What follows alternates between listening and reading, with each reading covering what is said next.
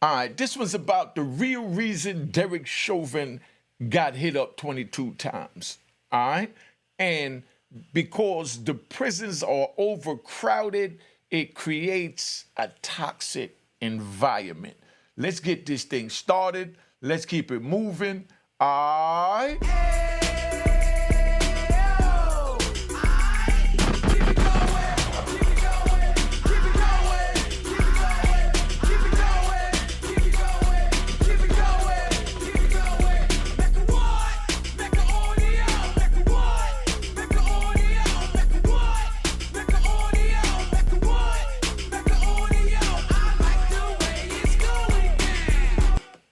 All right, you know what it is. Unique Mecca Audio, man. I'm here to tell you the real reason why Derek Chauvin got stabbed 22 times. I guess you could say once for every year of his sentence. So just letting them know that this is just the beginning. All right. Now, the prisons are overcrowded and understaffed, which creates a violent environment. Now, when I first got locked up back in 1993, I did 26 years and got out in 2020. When I got locked up in 1993, there was under 10 penitentiaries in the United States. That's federal penitentiaries. Back then, we had Lewisburg, Allenwood, Terre Haute, Leavenworth, Colorado, Beaumont, and then Lompoc. You know what I mean? If I missed something, you rat bastards, put it in the comments. Now, so that's all they had. Now, here it is in 2020. I get released, and they have over 20 penitentiaries. Bill Clinton put up over $20 billion to build more prisons back in like the early 90s, maybe 92. But again, I like to leave it raw for the rat bastards, that want to comment, Now, he put up $20 billion to build new prisons. Since then, they done built, let's see where we at. Atwater, McCurry, Victorville, Lee County, Big Sandy, Polack, Louisiana, Canaan, they built all these prisons. So that's the way it works. Now, they had to fill them once they did that. So they figured that being that they have to fill the prisons, what better way than to get the minorities that was not paying taxes and was, as they call, in the way. They say we was in the way. I made millions selling 25 kilos a day, didn't have to pay taxes. Everything was clean cash, no checks, no wire transfer, no nothing, just cash, money machines and scales to weigh the money. Each bill is weighed at 1 gram. So you got 10 grams, you got 10 bills. So if you put a stack of money up there and, you weigh it and it says, X amount, you know how much it is by the weight. Y'all figured it out. I don't want to give y'all too much because then you say that I'm glorifying or exploiting this. So we're going to keep it moving. They had to fill the prisons. The blacks wouldn't work on the street. Because there was no jobs, there was no education, there was no opportunity. So, we wasn't working. So they figured that being that we wasn't working, they'll create a way for us to work. So they decided they was going to build more prisons and put Unicors in the prison. Now, Unicor is the prison factory. I was in Lompoc. 80X Supermax. While I'm in 80X Supermax, in order to get out, they told me I had to work in Unicor. And that was in 98, 99. But in 93, when I got locked up, all the brothers was schooling me as soon as I came in that the Unicor is what they use to fund the prisons. They take the profits from the Unicor, cheap labor, to build more prisons and build more security for the prison. So that was the purpose of that back then. They trying to build more prisons and they trying to fill them up and they trying to make a profit. When I was in 80X, right? In 90 days, in a 90-day quarter, they made over $500,000, and all we worked was, half a day. Now, Over $500,000 in 90 days is what they gross profit because we used to make furniture. Like in ADX, we did the backs to the cushion because we couldn't get no metal, no sharp objects because we was considered dangerous or the dangerous. So they gave us staple guns.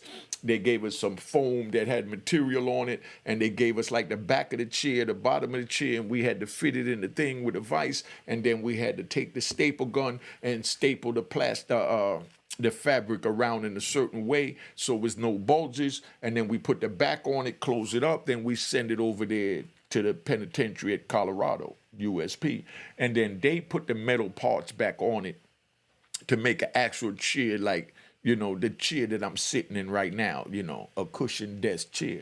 So that's what that was. They made over $500,000 in 90 days. I saw the paperwork myself because my man was working as far as a QA clerk, so he kept track of all that. So now while they doing that, we got all these people in here and nobody want to work. But now they paying us like 30 cents an hour, 40 cents an hour. It depends what grade you get. They got grade 1 that starts off at like $1.02 an hour. That's a lot of money in the prison. Because you figure if you work 8 days, you know what I mean? If you work 8 days at $1 an hour, you make your little money. You could buy your Zoom wham-whams, or you could even buy, your illegal drugs on the compound. That's how it is. Everybody got a motive and a vice that they're into. My vice was the telephone. That's why, like I told you, they took my phone away for 12 years because they was vexed and they figured that was the only way to break me because I didn't care about the shoe. I didn't care about nothing except for being able to communicate with my loved ones and my attorney. So that's how that worked. Now, back in Lewisburg in 1993, the brothers told me, don't go to work. You know what I mean? Don't go to Unicor because the profits from the Unicor is funding the security and the building of prisons, that the inmates don't get none of that money. But as soon as the administration heard that you was telling other people not to go to the factory, which was the slave plantation, then that meant right off the rip, that they call that encouraging a group demonstration. You see, I give y'all jewels. Instagram's on the screen. Cash App is on the screen. Make sure you hit the logo. Service created 2020. Now, encouraging group demonstration is when a group of inmates come together to demonstrate, like what they call in society protest. But we're not allowed to protest. We just got to tuck our tails and move with the program. I refuse to do that. So, that's why, I got a job in the kitchen. Let me ride. I'm going to ride with you. Sit back. Let me ride. I got a job in the kitchen, right? And I told him, look, I ain't trying to work, man. I come in off the street. I'm a millionaire. I'm a kingpin. But I look like working in some penitentiary kitchen cooking for a bunch of no good convicts, I needed my time to be on the phone. So they put me in the kitchen and told me I had to go. So my man said, yo, if you don't go, they're going to lock you up, blah, blah, blah. And I said, man, I ain't worried about no lockup. He said, man, come on, you got to at least go. So I go down there, and this day, they was cooking like fried chicken, right? It was cooking fried chicken. It was chicken day. So while they come out and they got all these pans of chicken up there, I've been shot up 4 times, like I said, with the roof situation. So they know I got the bullets in me. So when I go in the kitchen, I played off like a trip and fall, and I knock over pans and pans of chicken all on the floor, So now they can't use the chicken. Big chicken day, everybody look forward to this one day a week on Thursday when they got fried chicken. Even the white dudes go to eat fried chicken. The Spanish dudes go eat fried chicken. But now there was no fried chicken because I knocked it all over and I'm laying on the floor and I'm acting like I'm hurt and I'm telling them, my legs gave out, my legs gave out. And they so pissed because the warden is in there expecting to feed the inmates fried chicken. And instead, they had to boil a bunch of hot dogs. When they went to boil the hot dogs, they told me, all right, well, get up, go to the nurse and come back. So I go to the nurse and I'm laughing. I go smoke a joint in the unit and then I come back to the kitchen and now they boiling hot dogs. So they said, you done messed up the meal, They said, all right, well, you watch the hot dogs. Why they tell me to watch the hot dogs? So I go over there and they had this big old metal spatula that you're supposed to put in there to stir it so the hot dogs don't stick because they got the oil and all that in there so they don't stick. And I take the big old thing, and then now, being I got a bullet up in my upper body and all that too, I paid it off while I'm turning this big spatula, and I knocked a whole pot of hot dogs over on the floor. While main line was going on, they already started serving these hot dogs. People mad it's no chicken. But now I'm laying on the floor again. I said, oh, my upper body gave out. Oh, I'm sorry, my upper body gave out. They said, get your black ass up and go to medical. So I go to medical. And when I go to medical, they locked me up because they had to serve bologna that day finally. So imagine dude going to get fried chicken, the best meal of the week, in the prison, and some got hot dogs, and then now the rest got to get bologna. So a big riot was getting ready to jump off, and I'm sitting there, and they got me in a holding pen, the lieutenant office, and they all coming up there, the food service administration. You'll never work in our kitchen again, da-da-da-da-da. I said, dude, I told you I never wanted to work anyway. We believe you did it on purpose. Well, I did whatever you believe I did, So now they locked me up and they put me in the SHU. So I stayed in the SHU for 30 days. 30 days came out. They said, look, we're putting you back in the kitchen. You're getting released to the compound. I said, nah, I ain't trying to go back to no kitchen. They said, well, you ain't getting out the SHU. I said, no problem. Get away from my door. They left me up there another 30 days. They came back 30 days later and said, okay, you ready to go to the kitchen? I said, nope, laid back reading my Jackie Collins book. I think I was reading Lucky.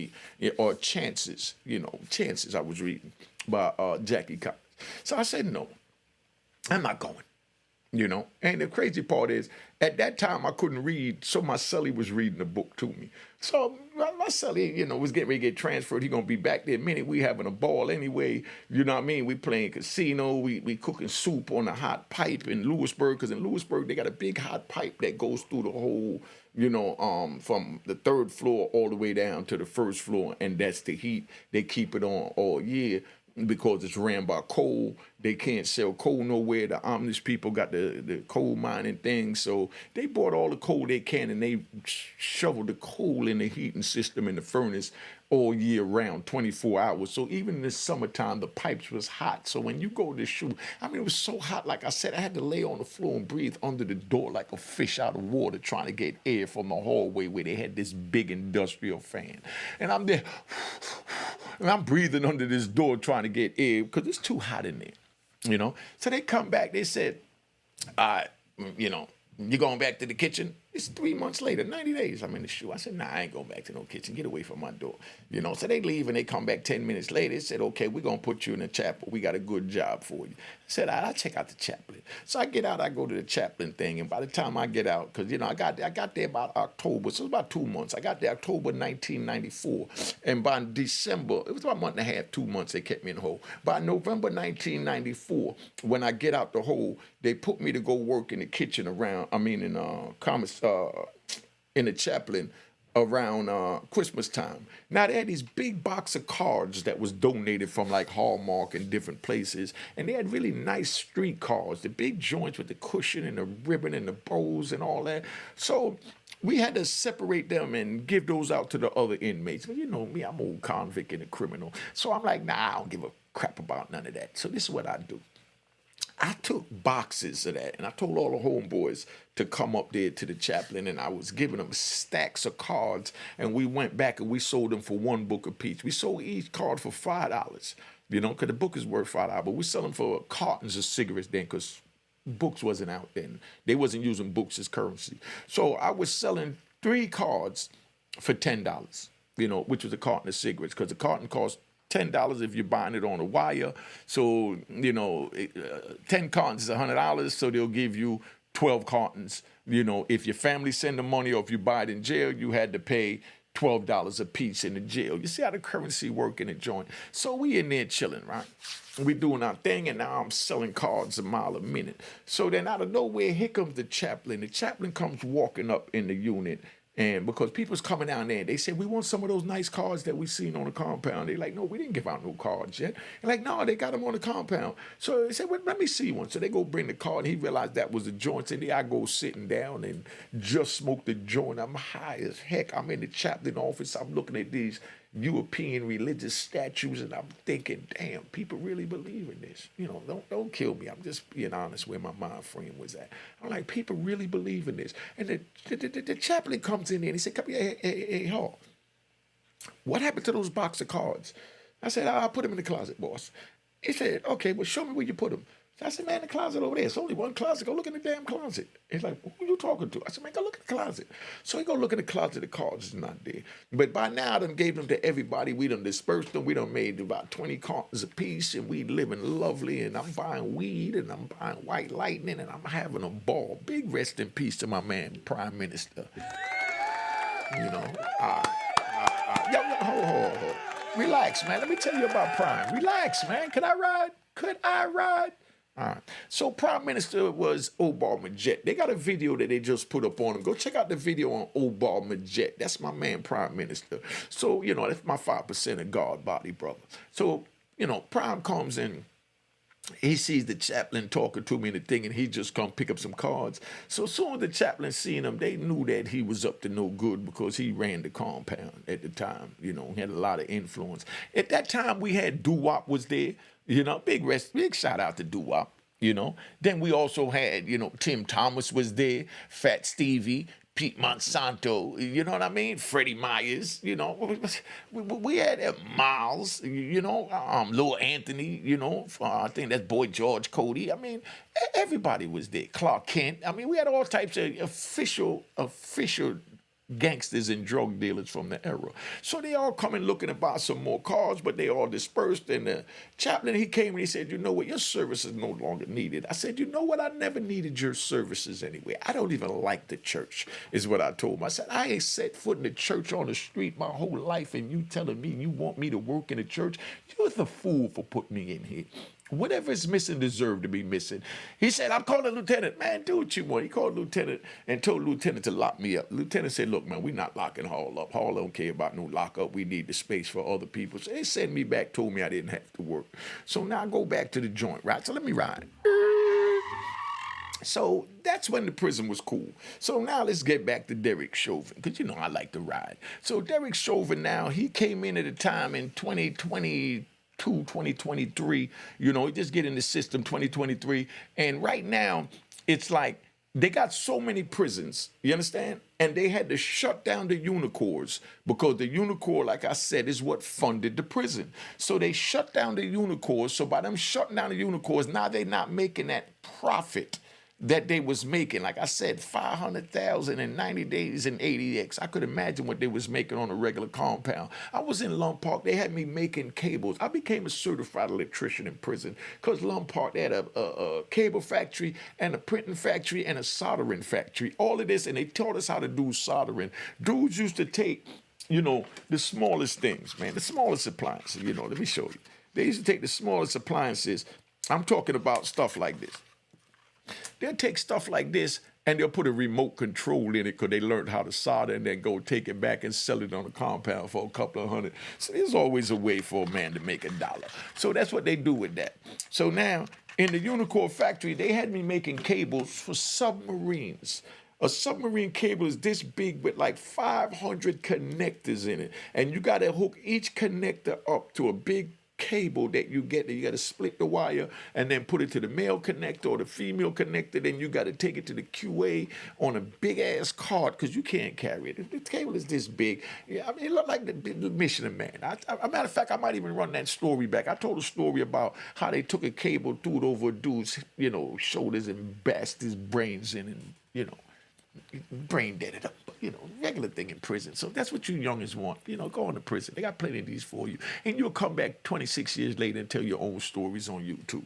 All right, so now we up in a joint. I learned how to make these big ass cables, you know, and in there, you know, everybody's working overtime and everybody's getting high. There's plenty of dope on the compound. Police allowing the dope to come in, you know what I mean? And, you know, to keep everybody happy. Dudes is in the Unicor shooting dope and everything, you know?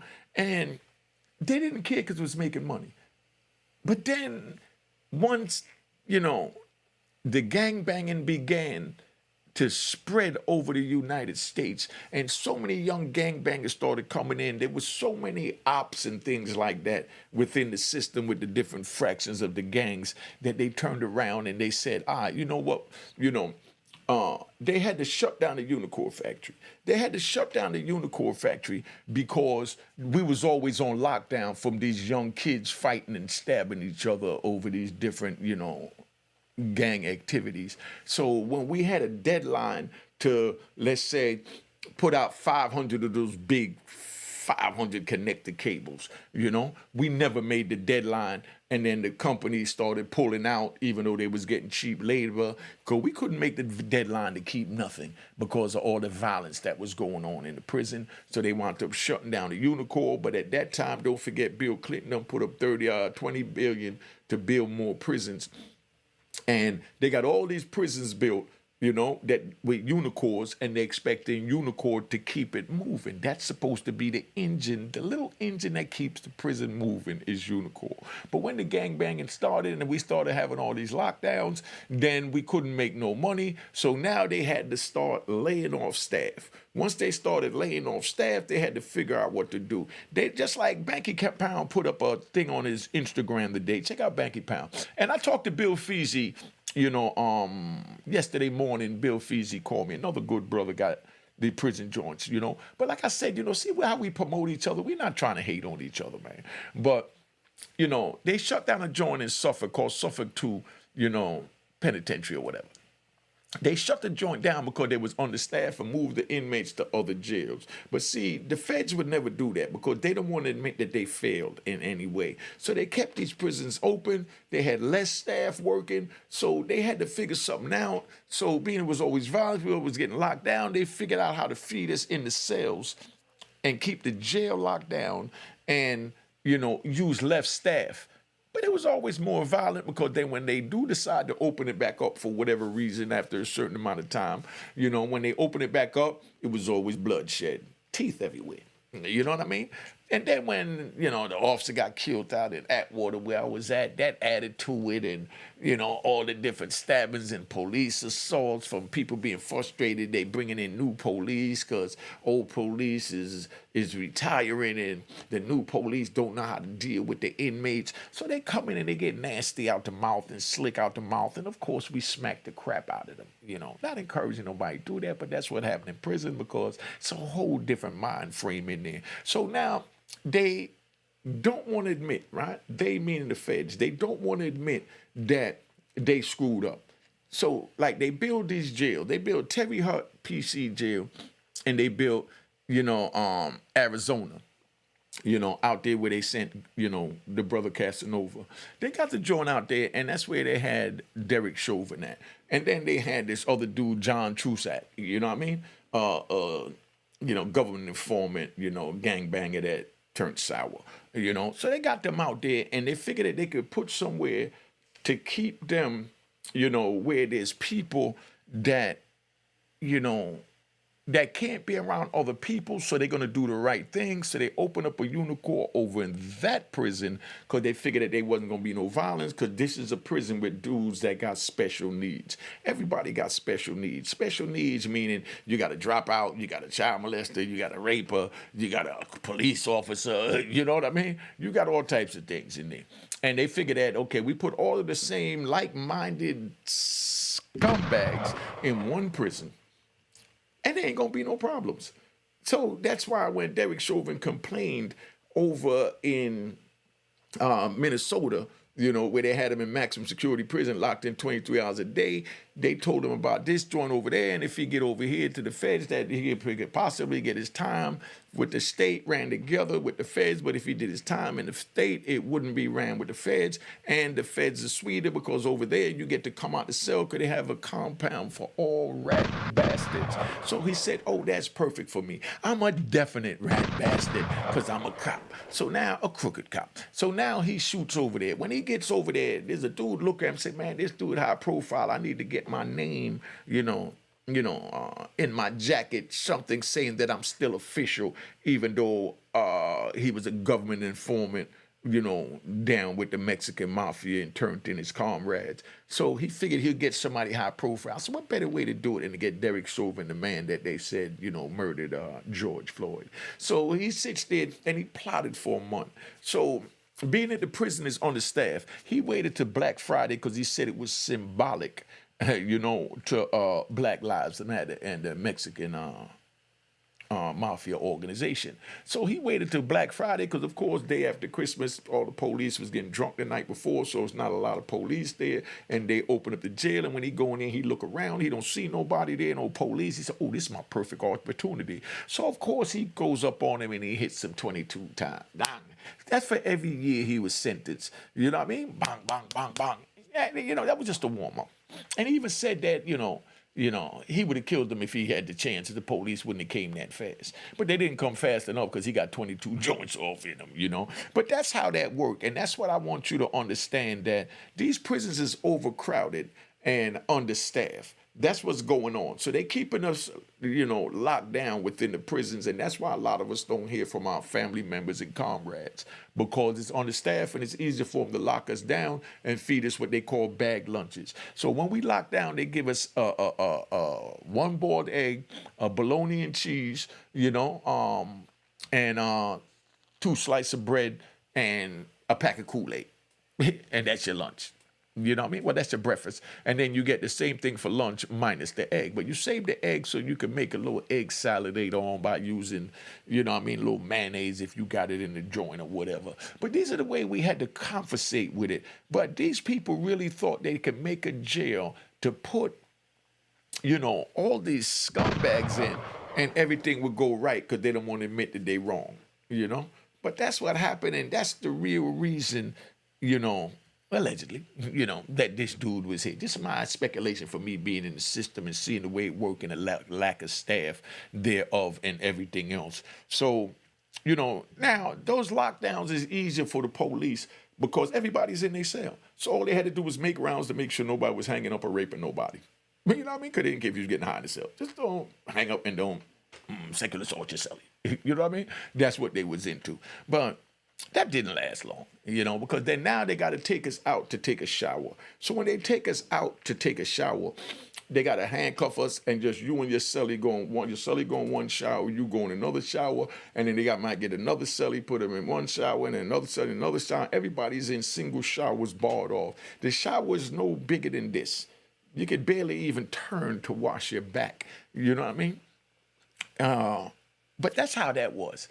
And of course, by them bringing us out like that, dudes started, acting up with that too. So that's what happened, But then they'll have like the shakedowns and all that. And, when you go in the shower, the police want to go in your cell and take your extra bologna or egg you might have in the cell that you saving from your meal because you starving because there's no commissary and you got to, retain this, these bag lunches like a squirrel stacking his nuts for the winter, So that's how it was. But, I don't wish this on my enemy. That's why when everybody going off on Diddy to go to prison and Boosie talking about he going to lock up his brother for the money, I'm not with locking up no man, not even a rat bastard like Keefe D, and that's where I'm going to tap out right now. Been on here long enough, just wanted to let y'all know the real reason why Derek Chauvin got hit up from a lack of staff in the prison, because Bill Clinton put up $20 billion to build more prisons because he thought that they was going to build the Unicors. The Unicor was going to work fine, and all the people that don't want to pay taxes could go in there and work for free slave labor, and they could bring the Bill LLC companies to get their work done in the prison instead of having to send it overseas to what they call a sweatshop. So welcome to the penitentiary. Cheers. Cheers. Toast to the crime.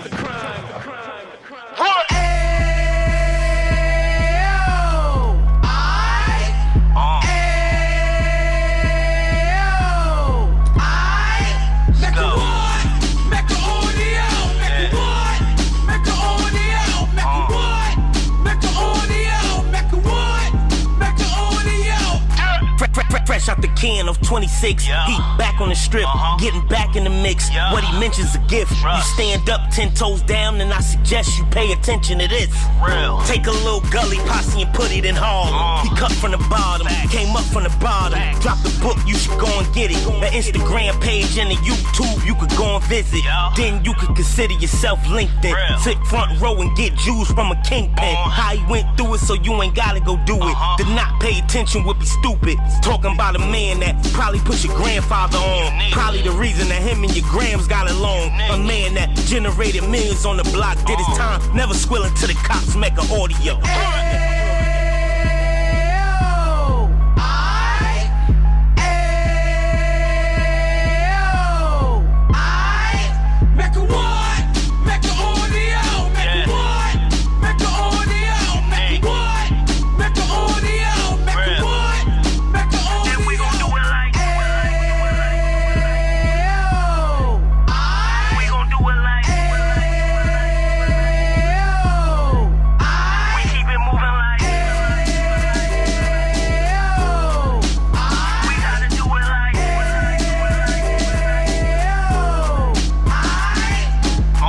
Get it live like 2 G's in the 90s. Drop top beamer so shiny. I let shorty go, she was whining.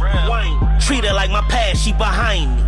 Spin a couple bands on the dapper Dan. You be back again, getting green like a Packers fan.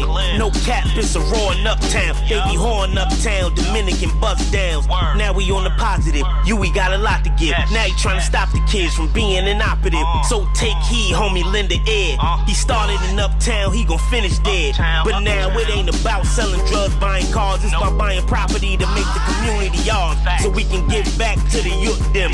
Cause they the truth them. And bless up to all the root men.